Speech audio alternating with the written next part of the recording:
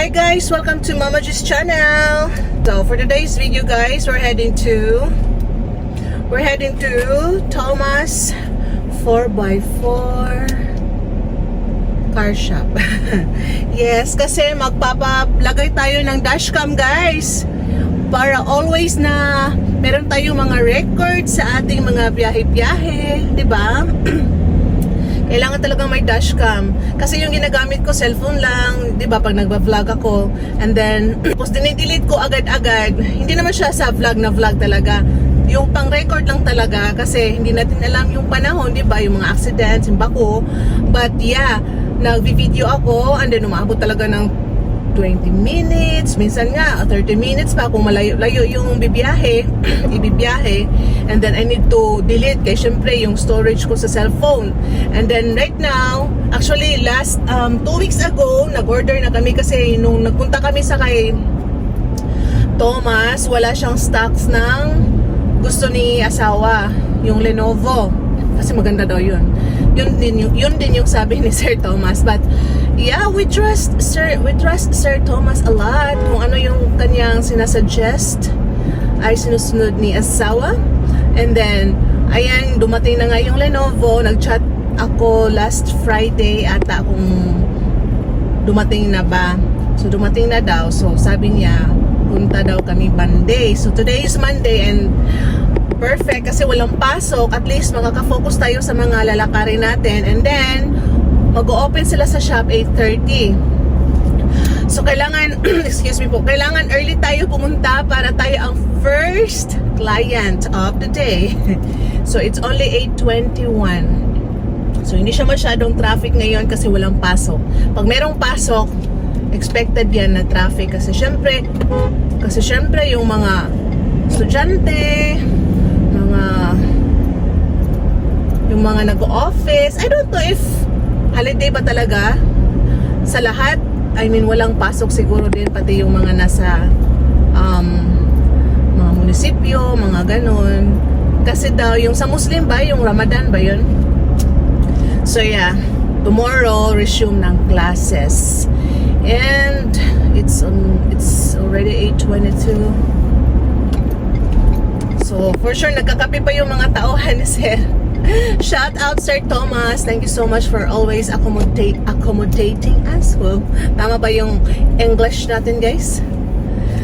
So, yeah, I'm so excited for the dashcam. And then at least anytime pwede ko naman makuha yung kanyang memory card.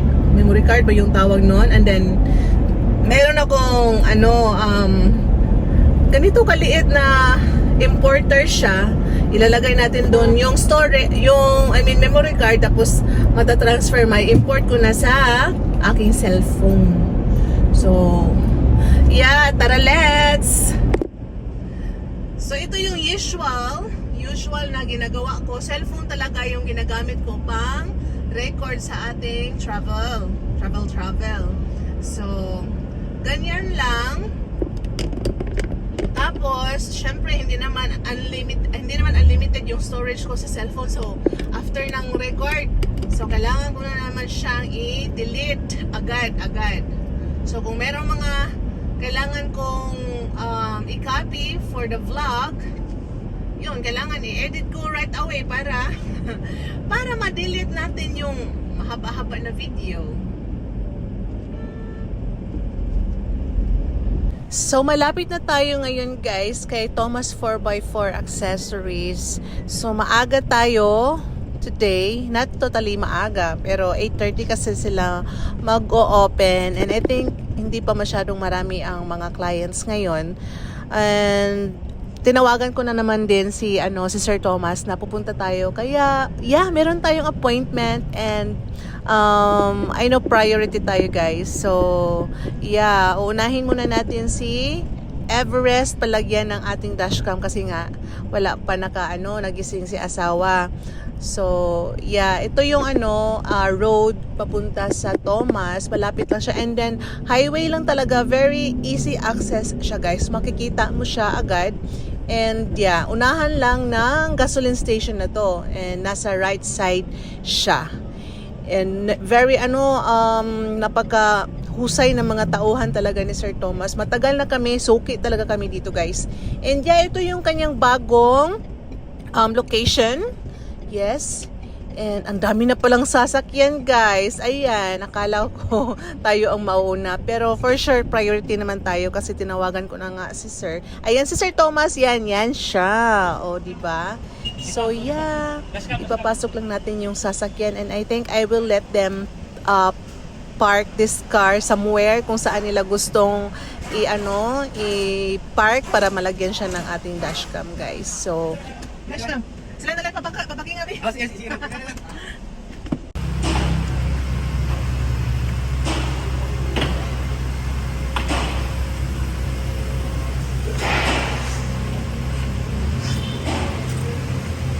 Lagra ko gamay ha. Chay.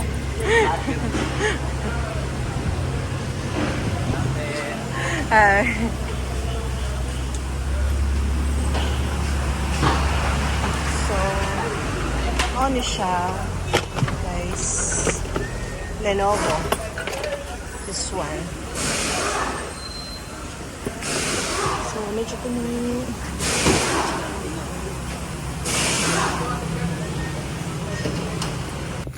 So, hi guys! Good morning guys! So, continuation to sa vlog natin kahapon. So, ayun na nga, nagpalagay tayo ng dashcam yesterday kay Everest and then hindi na nalagyan si Ranger kahapon kasi hindi nagising si asawa ng morning. So, afternoon na siya nagising guys, as in mga around 2 a.m. And so, I told him na ako na lang magdadala sa kanyang sasakyan doon kay Thomas. So, right now, we are using the Ranger, no? So, kailangan natin siyang dalhin para malagyan ng dashcam niya. Yes, guys. Kasi, kailangan din niya yun. Lalo na, puti si asawa, guys. So, we need dashcam talaga. Kasi minsan, may pagka-agresibo din to mag-drive. And then, marami din talagang mga maraming mga matitigas ang ulo ng mga driver, lalo na sa mga tricycle at saka motor. Sumisingit sila, bigla na lang magpa-pop up dyan sa harap mo. So si asawa kasi minsan may maliit lang na pasensya, talagang nag-honk yan ng super prolong na honk. And then yeah, kailangan niya ng dashcam. At least meron tayong pang evidence. Wow, ebidensya. So yun guys. So right now we're going. Wala akong dito. Walang cellphone holder. So I need to put you on my hand. Wow. So ayan, wala na naman tayong ligo guys. Naligo ako kahapon. So hindi ako maligo ngayon. Ganyan tayo. OMG. So, yung mga bata nasa school na, nahatid na natin. And I also messaged my friend, Ma'am Shlinda, yung kasama namin sa gym, na magko-coffee kami. Kasi 2 hours yung pag-install ng dashcam. And then, anong gagawin ko for 2 hours, diba? So, kailangan natin gamitin yung 2 oras na yun. Para hindi tayo maboard. So, dadalhin natin ito maaga pa. 8:30 pa yung opening ni Thomas. So, but at least, dito tayo ng maaga. And, yeah, mamaya ulit guys. So guys, andito na tayo kay Thomas, dito sa car shop. And then, sarado pa sila guys. Kasi 8:30 yung opening nila. Pero, pag may makita tayo na staff, ipapapasok ko na tong car para makaalis na din ako para makapag-coffee. But so far, wala akong nakikita. Pero open naman. Open na yung... okay. Ganyan lang pala. I think merong bantay sa loob for sure. Ayan, tingnan nyo. Yan yung kay Thomas. Ayan yung mga car sa labas. And then, dyan sa loob, dyan ginagawa yung mga job nila. Yung mga... Dyan sila nagtatrabaho. Medyo na pressure ako doon guys kasi traffic. Pero carry naman. So andito tayo ngayon sa place ni Thomas.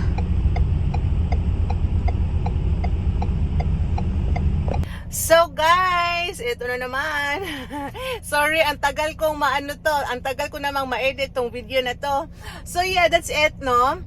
So after natin mahatid yung Ranger ni asawa, so hindi ko na na-vlog yung dumating yung mga stuff na pag-iwanan ko ng truck kasi naano na ako ba, na-distract na, so hindi ko na video.